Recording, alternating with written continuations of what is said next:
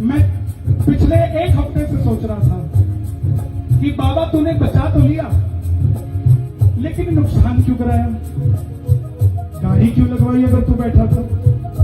तो पहला तो जवाब आया कि बेटे अगर मैं अंदर ना होता तो तू भी ठुका ही हुआ होता।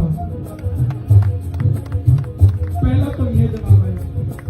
दूसरा जवाब आया आज, जब मैं गाड़ी लेने गया नई, मुझे नहीं पता था जो महिंद्रा का जीएम था वो वही मूर्ति लेकर खड़ा था।